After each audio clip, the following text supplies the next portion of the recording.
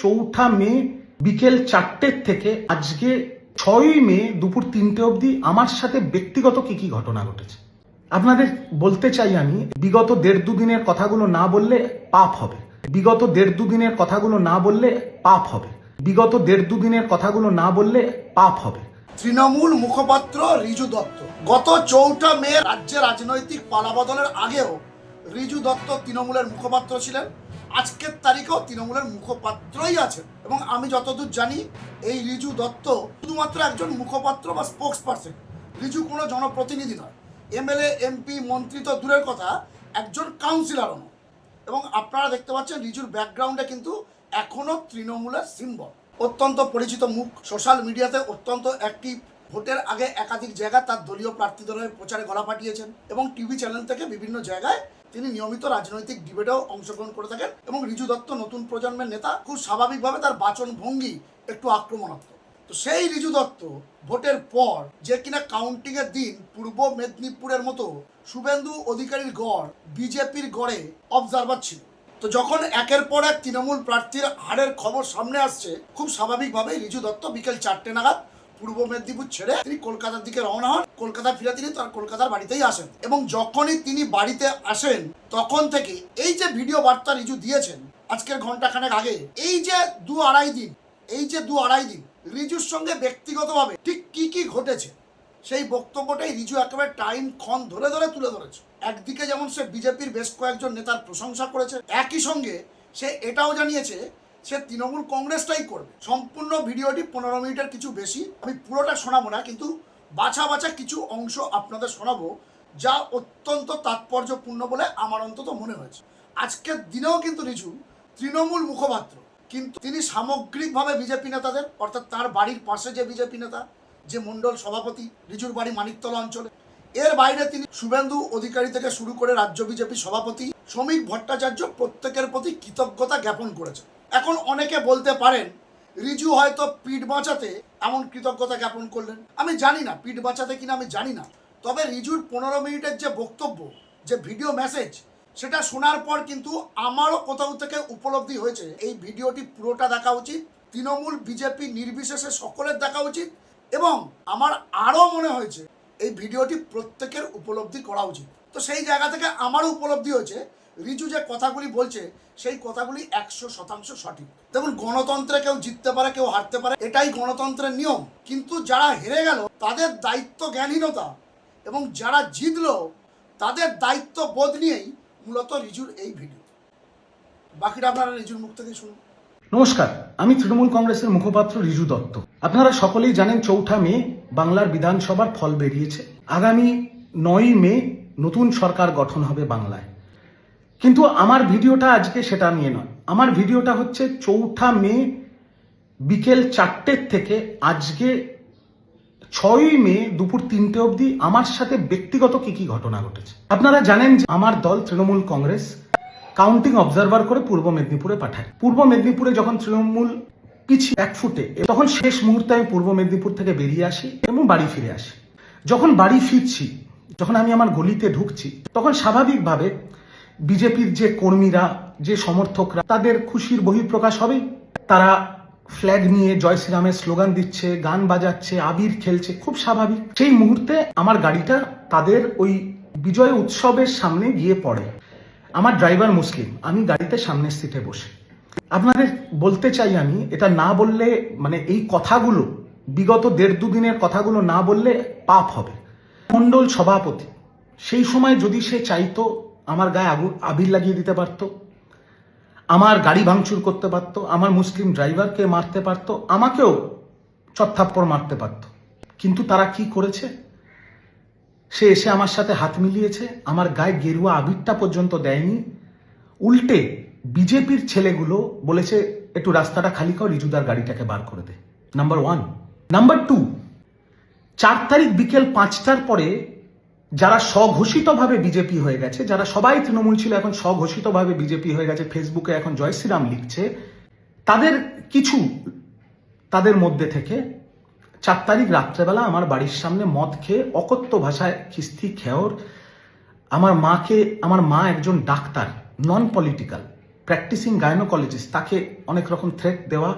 আমার স্ত্রী অরাজনৈতিক একটা প্রাইভেট কোম্পানিতে চাকরি করে, তাকে অনেক রকম থ্রেট ফেট দেওয়া হয়েছে এবং আমাকেও অনেক গালাগাল দেওয়া হয়েছে। যেহেতু আমিও তো দলের পক্ষ থেকে ভোটের সময় প্রাণপাত করে লড়াই করেছি যেটুকু আমার ক্ষমতায় ছিল, এবং তারপরে আমি আমার পরিবারের সুরক্ষার জন্য, আমার সার্ভাইভালের জন্য দলের মুখপাত্র হওয়ার সুবাদে বিজেপির অনেকের সাথে আমার ভালো সম্পর্ক ছিল, যারা এখন সবাই বিধায়ক হয়েছে, তাদেরকে আমি ফোন করি। কিসের জন্য ফোন করি? নিজের এবং নিজের পরিবারের সুরক্ষার জন্য। এবং আমি স্পষ্টভাবে বলতে চাই যে বিজেপির এত ব্যস্ততা, 9 তারিখ তাদের শপথ গ্রহণ, প্রতিটি বিজেপির বিধায়ক যাদের আমি ফোন করেছি তারা দুটো রিংয়ের মধ্যে আমার ফোন ধরেছে, আমাকে ওপেনলি বলেছে তুমি বুক ফুলিয়ে তৃণমূল কংগ্রেস করো, তোমার পরিবারের ওপরে কোনো আঁচ আসবে না। কারণ আমি তাদের একটাই কথা বলেছিলাম যে দাদা, আমাদের কি বাঁচার অধিকার নেই? আমরা বিরোধী দল করি, এখন আমরা তৃণমূল কংগ্রেস করি, আমি তৃণমূলের মুখপাত্র, কিন্তু আমার কি বাঁচার অধিকার নেই? আমাদের কি বেসিক সম্মানটুকু থাকবে না? আমাদের জীবন জীবিকা, আমাদের চাকরি, সেটাও কি আপনারা কেড়ে নেবেন? তাহলে বলুন আমরা সুইসাইড করে দিচ্ছি। তখন বিজেপির সর্বস্তরের দিল্লি এবং বাংলার শীর্ষস্থানীয় নেতৃত্ব, আমি তাদের নামটা নিচ্ছি না, তারা এক কথায় বলেছে তোমার ওপরে বা তোর ওপরে কোনো রকম প্রবলেম হলে আমাকে ফোন করবি। এবং তারা বারংবার হোয়াটসঅ্যাপে খোঁজ পর্যন্ত নিয়েছে, কোনো প্রবলেম হয়নি তো? এটা যদি আমি না বলি আমি পাপ করব। তারা আমাকে স্পষ্ট বলেছে, রিজু তুই যা করেছিস, যা ভাষণবাজি করেছিস, যা ডায়লগবাজি করেছিস, কর্মীদের মনে তোর জন্য রাগ আছে, কিন্তু তুই দলের মুখপাত্র হয়ে করেছিস। তুই কারুর বেআইনিভাবে জোর খাটিয়ে জমি কেড়ে নিসনি, বাড়ি দখল করে নিসনি, কারুর বাড়ির মা বোনের গায়ে হাত দিসনি, কাউকে মারধর করিসনি আমাদের কোনো কর্মীকে, না তুই জেল খাটিয়েছিস। সেই জন্য আমরা কথা দিচ্ছি তোর বা তোর পরিবারের ওপরে কোনো আঁচ লাগবে না। এবং আমি আজকে বলছি, এই 6 তারিখ দুপুর 3টের সময় আমার বাড়িতে একটা পাথর পর্যন্ত, কেন একটা পাথরের কোনা পর্যন্ত কেউ মারেনি। সব থ্রেট কল বন্ধ হয়ে গেছে, উল্টে খোঁজ নিচ্ছে দাদা কোনো অসুবিধা নেই তো? সেই সময় আমাদের বাঁচানোর কেউ নেই, কেউ আমার ফোন ধরেনি, আমার কোনো শীর্ষ নেতৃত্ব। আমি তখন বিজেপির একটি নেতাকে ফোন করি, নাম করে বলছি, রাজর্ষি লাহিড়ী, সজল ঘোষ, তারা বলেছে দেখে নিচ্ছি।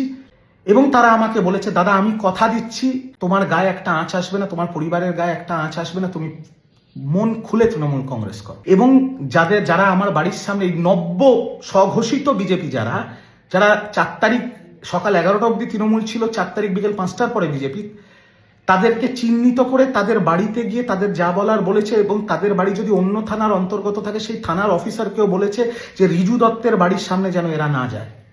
বিজেপির এই সৌজন্য, বিজেপির এই উদারতার জন্য আমি বিজেপির কাছে চিরকৃতজ্ঞ। শুধু তাই না, আরো শুনুন, আমাদের তৃণমূলের কর্মীরা বিজেপির নেতৃত্বকে ফোন করে জানাই ব্যাপারগুলো, এবং তারা লোক পাঠিয়ে তাদের বাড়ি যাতে ভাঙচুর না হয় আমাদের তৃণমূল কংগ্রেসের কর্মীদের রক্ষা করেছে। এটা যদি না আমি বলি আমার পাপ লাগবে, আমি বেঈমান। তার সাথে আমি এটাও বলতে চাই যে দলের হয়ে প্রাণপাত করে প্রচার করার সময় দলের মুখপাত্র হিসেবে আমি যদি কোনো অশালীন মন্তব্য করে থাকি, কুরুচিকর মন্তব্য করে থাকি, করে থাকি, ব্যক্তিগত আক্রমণ করে থাকি, বিলো দ্য বেল্ট আক্রমণ করে থাকি, দলীয় নির্দেশে বা কখনো কখনো আবেগপ্রবণ হয়ে, আমি তার জন্য মন থেকে ক্ষমা প্রার্থী।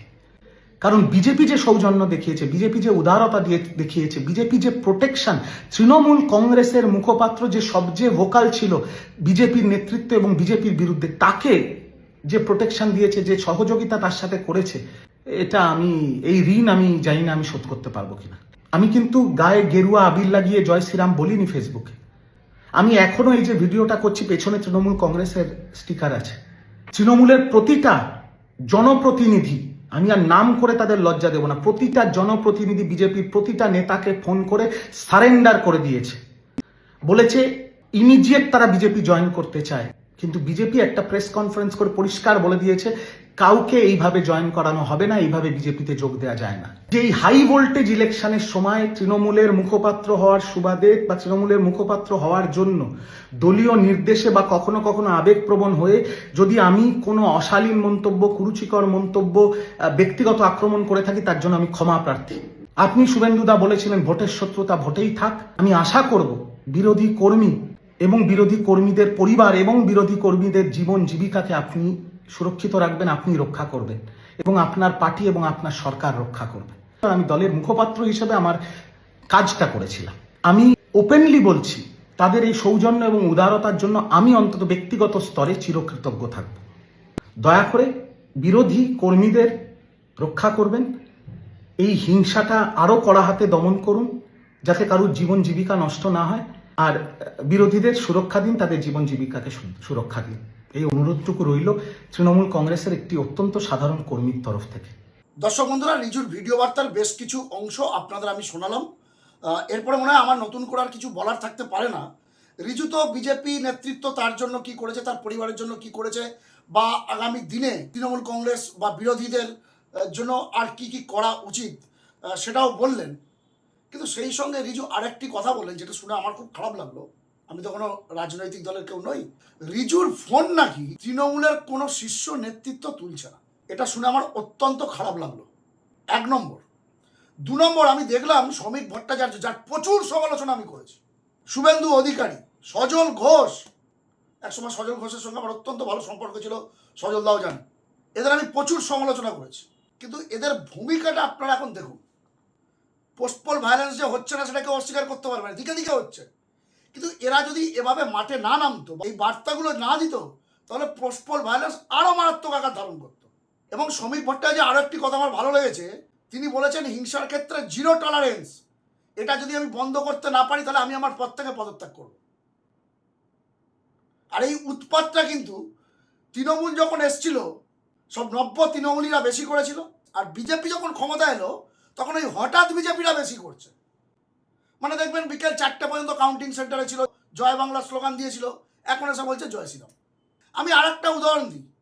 আমার জেলার নেটওয়ার্ক, জেলা থেকে বিভিন্ন জেলা সাংবাদিকরা আমাকে ভিডিও পাঠায়, তো আমার তো পক্ষে এত সম্ভব নয়। বীজপুরের যিনি জয়ী বিজেপি প্রার্থী, অর্থাৎ বর্তমানে বীজপুরের যিনি বিধায়ক সুদীপ্ত দাস, তার সম্পর্কে আমাকে ফিডব্যাক দেওয়া হয়েছিল সে নাকি জেল কাটা আসামি, খুনের আসামি।